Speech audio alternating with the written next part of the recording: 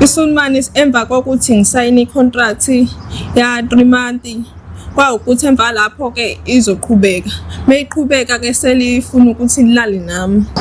Unokungibuka kabi nje emsebenzini kuba ukuthi ngizibona ukuthi ngcono, angazi ukuthi mengalokhuzana mengaphelele umsebenzi lana ngingasebenzaphi.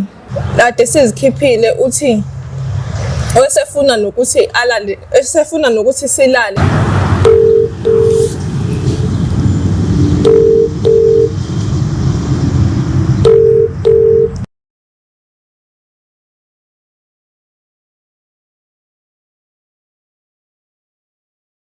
Sanibona babukeli, igama uNjabulo wale efolweni ufana wakaMkhize uGcwaba uNgunizi uGcwabeka Ihlandlo. Yebo abanye bambiza uNjiva ke masidlalela. Abanye beni bayangazi. Ngizothi nje ngiphinde futhi nginamukele kolunye uhlelo leVumani Films isikade sagcinana. Siyathemba ukuthi ni right nisasithanda njengoba nanivele nisithanda nisasupporta. Siyabonga kakhulu ke makuthi kusenjalo. Makungenjalo awunkosi yami siyacela bandla nisupport phela. Ngihamba nosisi la. Usisi omuhle. Angeke ngichaze kakhulu ke uyena uzosichaza ukuthi ubani sisi wami. Usibizile namhlanje wathi asibe la sifikileke sila naba babukeli na icamera. Sicela ukuthi uzichaze uzazise mase uyabika ukuthi uzingane ekhaya. Sanibonani. Nikhuluma noNonjabulo wakanxelele eqobo. Ngize lapha ngize ngendaba yomsebenzi. Shuthi ngizoqala lapho ukuthi ngathola umsebenzi e-restaurant. Ngiqashwe yiSulman ke khona ukuthi ngizosebenza khona. Shuthi emva lapho iSulman emva kokuthi ngisayine i-contract ya 3 months kwawukuthi emva lapho-ke izoqhubeka. Meyiqhubeka-ke selifuna ukuthi lilale nami. Nasekhaya nje isimo besikahambi kahle, ngidinga imali. Bengiyidinga yona imali leyo. Bengiyidinga nje kakhulu-ke kunaney'ngane ezincane ekhaya. Alright sisi wami ususebenza isikhathi esingakanani lapha? Sengusebenzile u3 months nakhona nje iboss yakhona iyancisela nje ngomsebenzi ngoba kuye kuthi noma mhlambe kufisija khona ukuthi bamba khona le malini ugcine nakhona imali isincane kwayona ubone ukuthi okwazi ukuthi ufeze zonke izidingo zakho kuyona. Ngabe uthola kanjani umsebenzi? Bese ngihambile nje ngifaka ama-CV endaweni eziningi ukuthi umsebenzi ngeke ngawutholi kaze gagcina ngifoneliwe nje. Manje sisi wami lento iqala kanjani? Uyiqala kanjani lo umphathi wakho ukuthi nje avela kusukele athi ufuna ukulala nawe? Into ayikhulumayo noma waqala kanjani ukuze iqale yonke le mgilingwane yakhe le? Into eyenzeka-ke ngathi ngisanda nakufika nje vele ngincome ngishela kanjalo nje ukuthi-ke kuthi ngelinye ilanga-ke aze agcine sekhuluma-ke esho ukuthi usacela ukuthi-ke ngeke ngithi ukumzwisa kancane. Hayibo. Lento le kuphambu kwabanye abasebenzi le restaurant le i-restaurant enkulu noma mhlambe nisebenza nibabili wena nayo noma bakhona abanye? I-restaurant enkulu kukona ukuthi ubele ngifonela noma kuukuthi angikho emsebenzini engifonela ukuthi uyathi mhlambe asiye sithi kuyikhipha nje nangelinye ilanga siye sithi kosha umoya uvume nawe. Phela nami ngangivuma ngoba ngangiswele nje ubona ukuthi nezinto ayihlangani noma ngithi ngahlanganisa nasekhaya imali bayayidinga ingane eziningi nje kuningi okubheka imali nje ekhaya esimeni sasekhaya. Ngiyakuzwa sisi manje ekuvumeni kwakho wena uvuma ngoba ubona ukuthi lo muntu uneyinhloso thizeni ngawe noma uvuma ngoba wena ubona umuntu ofuna ukukusiza ofuna ukukukhipha akusupport? Ngangibona ngoba efuna ukungathi umuntu ofuna ukungisiza nje ngoba ubeke mhlambe ukuthi noma kwesinye isikhathi sokuthi nginenkinga yemali yokuthi ngize emsebenzini ubeka nginike leyo mali encane kanjalo akwazi ukuthi anginike, ngikwazi ukuthi ngigibele ngize emsebenzini, noma kuthiwa imali iyangishodela ngikwazile ukuthi ngibikele ngoba besike sixoxe nanaye esayidini eceleni. Ukhona omunye umuntu mhlawumbe osondelene naye soke wamxoxela ngalolu daba?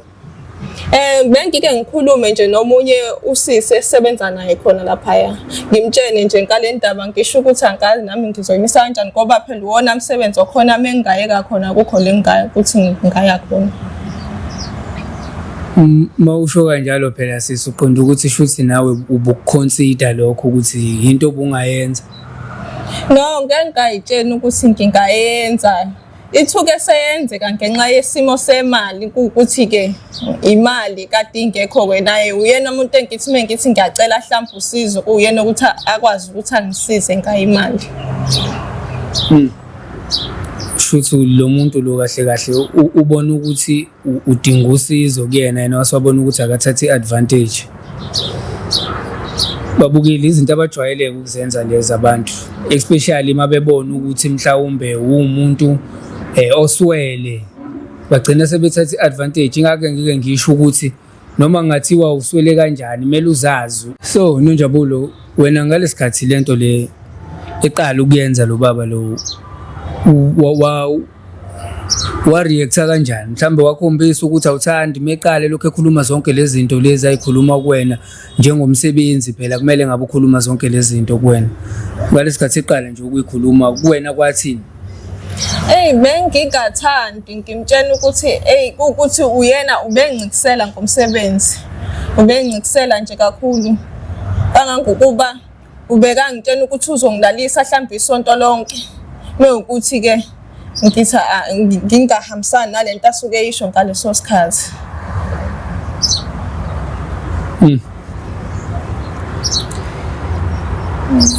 I-affecte kangakanani lento le? Ngaphandle kwalo sisi lo wasemsebenzini ukhona omunye umuntu mhlawumbe oke wazama ukukhuluma naye, because lento le iyicala, ngisho ukuba icala buyinto obungahamba uyoyibika ngisho emaphoyiseni le uma ubona ngempela ukuthi cha kufika kuleso sigaba, noma mhlambe bengokufika kuleso sigaba ngokubona kwakho. Akekho umuntu ade sengiye ngayikhuluma naye ngaphandle kwalo sisi esebenza naye. Akekho umuntu esengiye ngakhuluma naye ngaphandle kwakhe. Usisi yena mhlambe mekululeka ukuthini? Wesho nje ukuthi ke ukube uyena ke ngabe yena uyayeka emsebenzini ngoba phela kuyacaca ukuthi lo muntu uncikisela ngomsebenzi, ukuthi ke mina indlela isimo sami nesakhe besigafani, esami isimo besinzima kakhulu. So uma uthi wena isimo sakho nesakhe besingafani, uchaza ukungitshena ukuthi kahle kahle kugcine kufikile, anigcinanga ngokukhuluma kuphela, gcine sekwenzekile lokho abekufuna lo baba lo? Bekungakofiki lapho, kodwa bese ngicabanga ngenxa yesimo, indlela nje ade siphila ngakhona, bese ngicabanga nokucabanga ukuthi. Siyabonga kakhulu ukuthi kugcine ngokuthi nje kube semcabangweni kuphela lokho. Siyabonga ukuthi ufike la cause la sokwenza sure ukuthi siyakusiza ingaphinde yenzeke lento, sobona ukuthi simisa kanjani. Manje wena sisikahle kahle usechile kodwa ngayo le inkampani le restaurant before uye kuyona, phela esikhathini samanje uyazi nawe ukuthi vele akusathembakele lutho. Uma ubiziwe lapho sekumele ufike usearch uqala ubone ukuthi ngempela i-right yini, indawo i-right le ngakuyona, wakusearcha konke lokho. Uma ukusearcha mhlawumbe awukazi ugcina ufike ekuthenini uzwe mhlawumbe kuthiwa cha le nkampani le noma le restaurant le ivele nje iphatha abantu kabuhlungu, inegemegeme zayo. Ngike ngayenza i-research ngokuthi ngixhumane nalo sisi njenganga ngimxoxelile ngestory sami. Ukuthi uyasho ukuthi kunomunye umngane wakhe naye oke wasebenza khona laphaya, naye ubekafuni ukuthi alale naye lo Sulman. Kuyikona ukuthi ke angazi noma babegcine belala, kodwa ngathi ukuthi indlela achaza ngayo usisi babegcine belala khona ema-toilet, ngizela khona ema-toilet khona le restaurant, ngoba i-restaurant enkulu inama-toilet nje impela amakhulu. So wena umngakanani ngokweminyaka, like cause ngizwa ukuthi uyasebenza usuze uyodlala ngisho labantu odlala bona manje, kodwa ubukeka njengomuntu osemncane. Abekho abantu abasekhaya mhlambe obungakhuluma nabo babikele nodaba lakho? Ukhona usisi wami kuwukuthi useGoli, naye-ke uyasebenza labampe khona. Kuwukuthi-ke nakhona ekhaya ilo ubuye ayifake imali, buye kenzeka angayifaki nje, kuthi bemthinte efonini bangamtholi, kube ukuthi athola kanje efonini, wathi ifoni mhlambe ubanjwe inkunzi ekuseni ngesikhathi emsebenzini, abike iy'tori nje kwesinye isikhathi. Kahle kahle ekhaya nisaphothwa usisi nje kuphela. So uzama ukungichazela ukuthi isona sizathu lesi esenza ukuthi uze uyofuna umsebenzi nawe njengoba ubuke kusemncane nje, ingoba usisi bebuya angayifaki imali? Iyona into engenza nami ukuthi ngidize ngafuna umsebenzi, ngoba bekwenzeka kwesinye isikhathi ekhaya kuze kube ukuthi bayotsheleka iy'mali, benze izikweletu ngoba befuna ukuthi bathenge ukudla. Angifuni ukuthi waze wazithwesa umthwalo usemncane, kodwa ngiyazi ukuthi izimo zasemakhaya ayifani, futhi kwesinye isikhathi ngempela kugcine kuphoqa ukuthi kusukume ingane kube iyona ehamba iyozamela ikhaya. Njengamanje i-relationship yakho nalo ubaba lo wasemsebenzini uyini labaPakistan, lezi zinto ey'gangile lezi? Isulumani. I-relationship yakho njengamanje ikanjani? Kona-ke phela umuntu ade ngibambisana naye-ke naye usethande ukuyisola lento ngoba akasaqondi ukuthi kwenzakalani. No, ngizama ukuchaza ukuthi mayelana nalo baba lo, emva kokuthi esenze zonke lezi zinto, ni kanjani nina nobabili kahle hle njengamanje? Unokungibuka kabi nje emsebenzini, kube ukuthi ngizibona ukuthi ngcono, angazi ukuthi mengalokhuzana mengaphelele umsebenzi lana ngingasebenzaphi, akephi le ngaqashwa khona nje. Ilezo zinto nje. Yabona nje mina sisi, before siqhubeke ngifuna ukukutshela ukuthi ngiproud ngawe ngokuthi ukwazile ukuthi uzibambe, ungavumeli ukuthi nje umuntu avela afuna ukudlala ngekusasa lakho isinoma kanjani. Because baningi abantu besifazane uthola ukuthi omunye nje bezothi hawu manje fast me, yabo, wena at least ukwazile ukuthi uyibambe. So lokho kuhle, siyakubonga futhi siyagqugquzela ukuthi kuhlezi kwenzeke. Ngikuzwile kumenshina i-relationship yakho, so uthini indoda yona lo unayo lo ohlekisana naye, uyazi ngalolu daba sokuwambikela? Bengambikelanga ngoba naye bezogcina phela sengasafuni ukuthi ngize ngiye khona emsebenzini. Vele hayi nanokuthi agijime yena afika yogwaza lelo umshaya ambulale futhi uma ukuthi kanjani, ngoba phela hawu urong babukeli, kurong kakhulu nje singalokho esimbathisa. Akukwazi ukuthi wena musunamandla ukuthi ungaqasha abanye abantu usubona ukuthi uthatha advantage alabo bantu. So asivumelani nje nalokho. uNkulunkulu angeke asibusise ngey'khathi ey'fanayo nangosuku olufanayo. So angathi wena musubusisekile musubona ukuthi dlala ngomunye umuntu wenze noma isikanjani kuyena. Kukhona nje la engangimvakashele khona umuntu wami, shuthi ale fona ke ubhoseleke fona wangibuka, wagcina sengibuza ukuthi yindaba ubani lofonayo, ngasho sengisho ukuthi uboss mhlawumbe ngicabanga ukuthi ufuna ukuthi ngizongena. Emva kwalapho lade sizikhiphile uthi esefuna nokuthi silale, kwacishe kwenzeka-ke nje. Ngabuye ngacabanga ukuthi phela njengoba naye umuntu ngenzeka ukuthi unezifo ezithile, ngabuye ngacabanga zonke lezo zinto kakhona-ke. Yazi ngizithola ngismayela la cause manje ngivele ngijabuliswe indlela obuye ucabange ngayo, yabo. Ngisho uchaza into ezwakalayo ukuthi kahle kahle ubuthi noma ubone ukuthi ngathi usuzolingeka nawe, cause phela umuntu lo uyambona uyakwenzela zonke izinto kodwa uphinde uyikhuze. Cha, lokho hayi impela ayikhombisa ukuthi umuntu ofundisekile nomuntu ozigqajayo futhi. Manje awusho sisi lo bhuti lo enibambisene naye mhlambe khona la avuka khona la ebambe khona, Because phela yabo esikhathini samanje angithi siyaye sibambisane if usisebudlelwaneni yabo, mhlawumbe kumele ngabe naye khona lokho akubheka ngakho ngoba usibika isimo sakho. Ngiyacabanga ukuthi naye ukumbikele wenza njani yena, mhlawumbe khona levuka khona noma kwakuyena kuyabheda akakwazi ukukusupport. Kukhona la avuka khona kodwa bengilo muntu ongathanda ukudependela kuyena ngokuthi naye unomndeni wakhe, nanokuthi ke futhi ke uzogcika sephakama ngami ngenxa yokuthi ebona ukuthi vele ngicela kuyena yonke into esenza noma yini ngoba azi ukuthi vele ngicela kuyena. Hayi kuyazwakala sisi.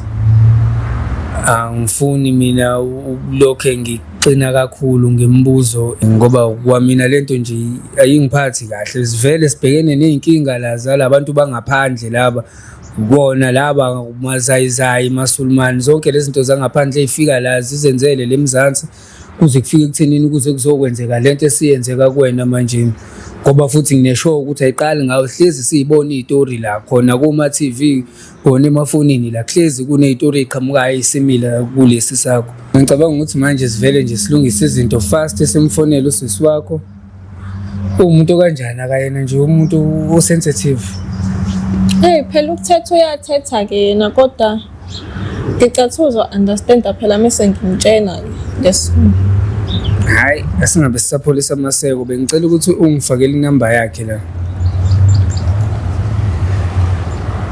Cause manje kumele futhi ngiyacabanga nje, ngiyathemba futhi ukuthi nje uzokhuluma into eyakhaya.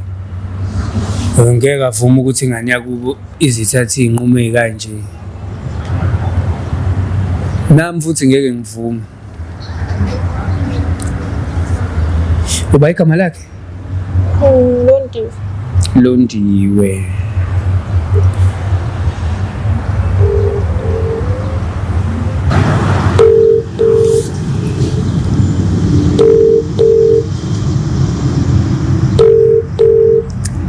Ngasimfonele ngesikhathi esolo ngakayibamba.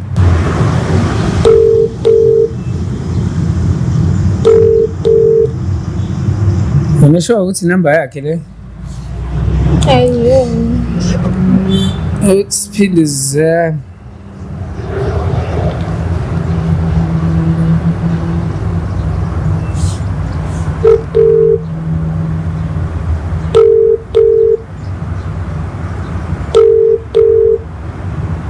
hang.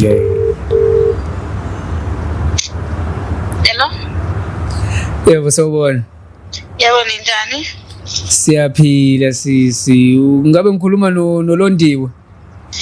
Yebo ukhuluma naye. Oh ukhuluma noNjabulo la from Vumani Films. Ngihleli noNjabulo. Ukazitshela ukuthi prank ke ngiyazi Njabulo noNjabulo cha. Ngihleli noNjabulo la uthi usisi wakho omdala wena usegoli ngokuhlala. Yebo ngiyamazi mntama. Aw amen. Ngicela ukuthi ngidlulisele ifoni kuyena because kunodaba afuna ukulikhuluma nawe bandla. Hayibo sebenze njani manje? Hayi.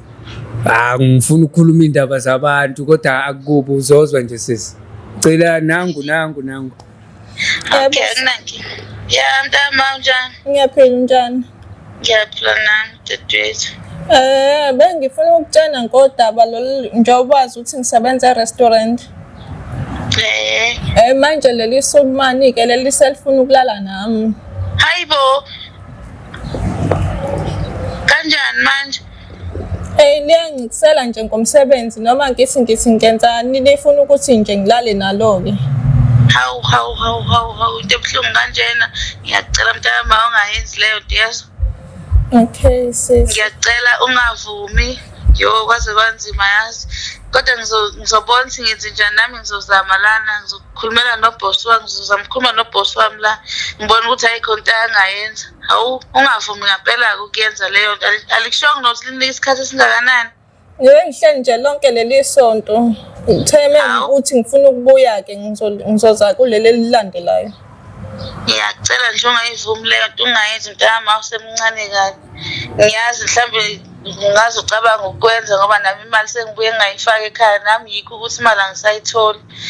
Kodwa nje ngizozama ukuthi ngibone ukuthi ngenze njani, ngizozama ukukhuluma noboss wami. Ungayenzi leyo nto ngiyacela. Qhubeka nje uhlale kanjalo ngeke kuze kube isikhathi eside. Okay sis. Ngiyacela mntama, ngiyacela wena u-right? Ngi-right wami. Noma u-right ungayenzi leyo nto. Ngiyacela. Okay, makukhona-ke lo uzongizamela khona-ke. Esho ukuthi sengikolinde ukuthi ngize ngalapho. Futhi nje ngiyacela ukuthi ungabe usabuyela ngisho ukubuyela, ungabe usakhuluma ngisho ukukhuluma nalo. Yebo. Ukhona omunye umuntu obusumtshelile? Cha, ade ngingakobatshena ekhaya. Hayi. Khululeka ngizozama sisiwami, khululeka. Semncane kabi nje, angifuni kabi ngawe. Ngaze ngaphatheka kabuhlungu yazi. Sisilondiwe. Yebo bhuti. Yebo sisi, cha bengicela nje ukuthi ngibonge ukuthi ukhulume lamazwi lawo wakhuluma kusisi wakho, ukuthi nje ukwazi ukumgqugquzela ukuthi ayiyeke lento lena cause akuyona into right. Ngiyazi ukuthi kunzima, isimo sasekhaya sikho right. Hawu seyivalile ngifuna, kodwa ke yazi into engijabulelayo ukuthi ukwazile ukukhuluma naye.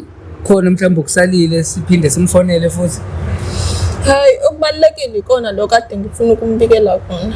Ngiyabona kodwa ukuthi bengiqinisile ngitshena ukuthi nje uzokhuluma izinto ezipositive zodwa. Niyabonakala ukuthi nikhule ekhaya right.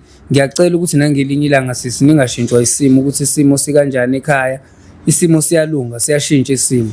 Uphunde futhi makuwukuthi kunzima kakhulu uthandaze. Bayazi-ke thina sibambisene nababukeli la, sihlezi sithandaza, sicela uNkulunkulu uyasebenza, uyasisebenzela. Nawe uzokusebenzela uNkulunkulu, nakini uzosishintsha isimo sakini. Babukeli